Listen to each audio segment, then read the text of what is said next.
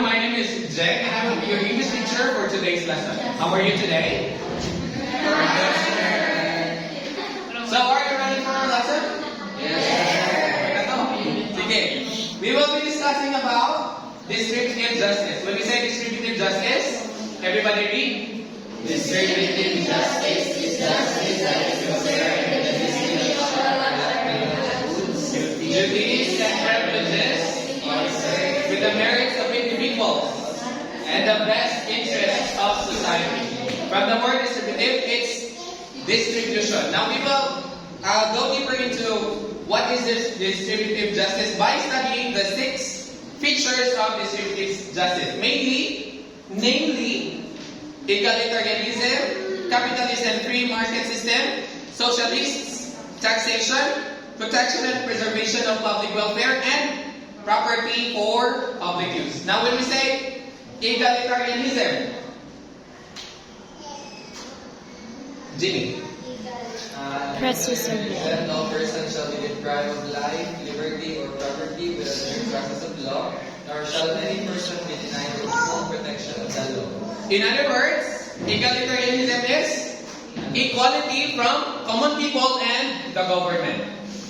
So everybody has to undergo due process if they wanted to have justice. Number 2 is capitalist and free market systems. Break. Capitalist and free market systems. It is a pre-regulation process. Self-regulation process minimal. 2, no interference from government.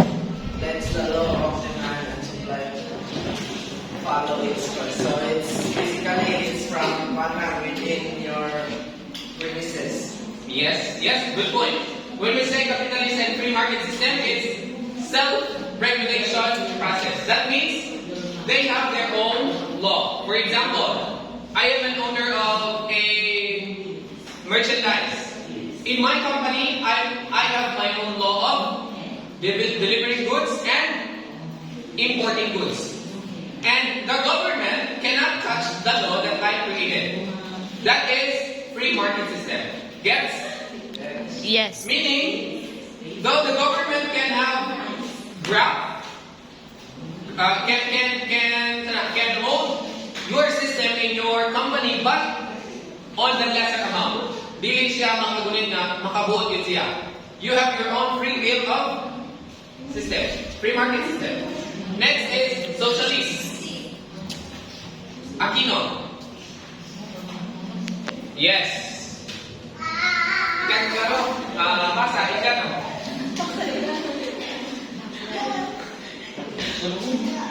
Socialists, from each according to its ability to each according to its needs, requires collective ownership of the means of production, distribution, and exchange intending to operate rather than Yes.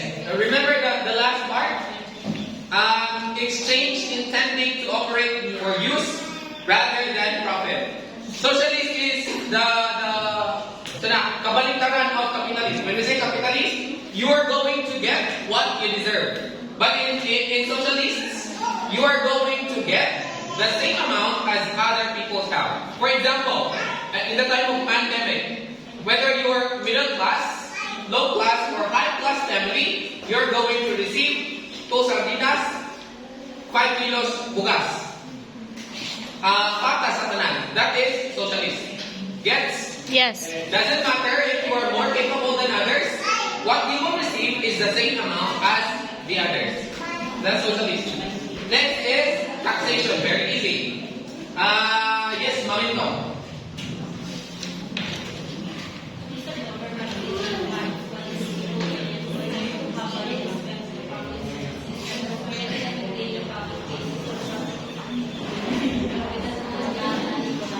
Yes. Taxation is the money that the common people pay to the government. And then the government will also use the money in order to support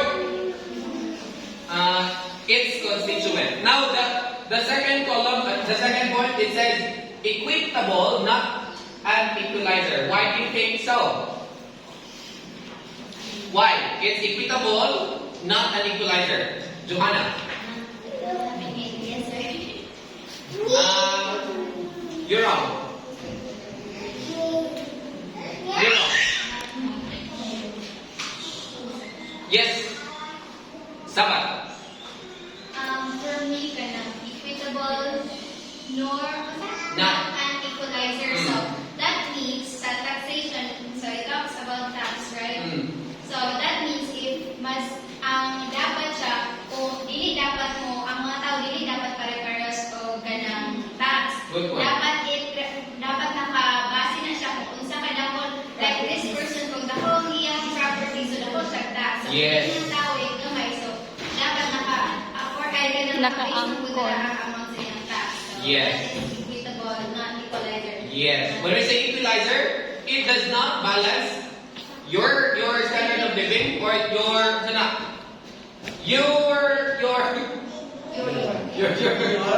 Profit is the income. kung unsa ka kadako, does not Level. balance to other people. Yes. That does not work like that. But it is an equitable, meaning the more you earn, the more you pay. Yes. The lesser you earn, the lesser you pay. Next is welfare and prevention for public welfare. Yes. Say. Kusga. The government has constitution-granted power to govern, make, adopt, and enforce laws for the protection and preservation of public health, justice, morals, order, safety and security, and welfare. The Constitution also gives a government the right to take private property for public use under the doctrine of eminent domain. Meaning, you are not the sole, you do not own your land 100%. There are times when the government wanted to build a road in the middle of your land, they have the right to do so. That's because they will use the doctrine of eminent domain. But that is for the welfare of the nation also.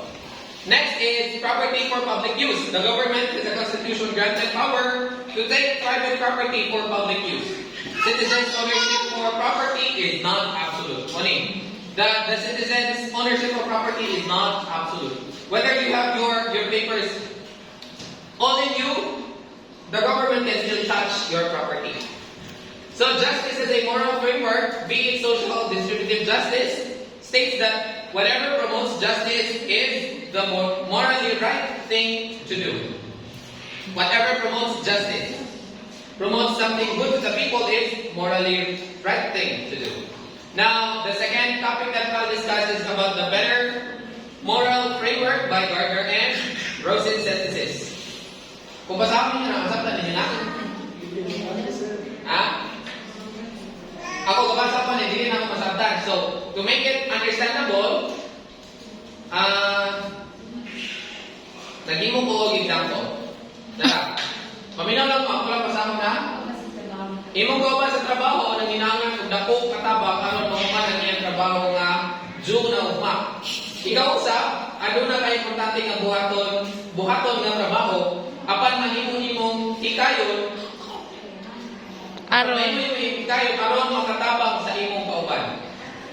Due ninyong trabaho pareho, pero wala pa kasugod sa imong house. Example na kasi Marvin. What will you do? Yes, Fred. What will you do? Yung usawa man to nimo. Bilis, Marvin. Marvin, usawa man to nimo. Sa kuha report kay Juan na ang example is na makabasa ko siya sa theory which is mas mahal yung mga bad sa pagkakalihon. Kaya what if ato yung kauban is wala nang malisod siya ba? Dito kayo wala nang pagtutok sa dalit ma tabangan sa tindaan siya kaya yung ma. Well, kana ato nang theory. Ganina theory kang Gardner and Rosen synthesis. The better moral framework. Now, the theological framework consequences, the positive consequences, ulit. Ang inyong kauban makatapos sa iyong trabaho nga makahatag og maayong resulta para sa inyong team o sa kumpanya. Makatabang ka sa pagpalambok sa imong relasyon sa trabaho nga maghatag og maayo nga team dynamics o collaboration sa akong malabot. Mo na yung answer, you're wrong. Now, sa negative consequences, posibleng problema para sa imong kaugalingon o sa imong mga responsibilidad. Yes. Nana tayo ito nga i-consider. Karon sa deontological framework, duties and goodwill, duty to help. Una, ano na kay moral na obligasyon na mutabang sa imong kauban, labi na kung siya nagkinahanglan kung dakong matabang. Morning, connected sa imong Pero sa negative, sa goodwill, ang imong intensyon na mutabang, kinahanglan base sa imong tinuod nga pagtimuha. Nga magpakita o pagkamatinuhanon o suporta, dili lang tungod kay gusto nimo magdawat o pasalamat o benepisyo gikan sa imong kauban sa pamaabot. Now, in order to synthesize, i-combine yung duha, aron makakamap kag best solution, wala ka. Timbangan ang positibo o negatibo consequences. Ang pagtabang sa imong kauban makaresulta sa maayong nga relasyon o teamwork. Apan kinahanglan nimo sigurohon nga dili kaayo maapektuhan ang imong trabaho. I-balance nimo ang duha. Now, consideration of duty, acknowledge ang imong duty nga mutabang.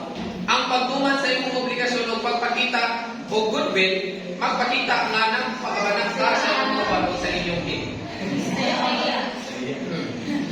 So, sa may best solution para ito, makikistorya. Makikistorya sa imong kauban, ipahayag nga andam ka mong tabang, apan kinahanglan imong i-manage ang imong ang oras, aron dili mabiyaan ang imong trabaho. This is the best solution. Yes. Dili ka pwede mo tabang, kay out of your goodwill. You also have to consider your situation. That's it for my report. Thank you so much and goodbye.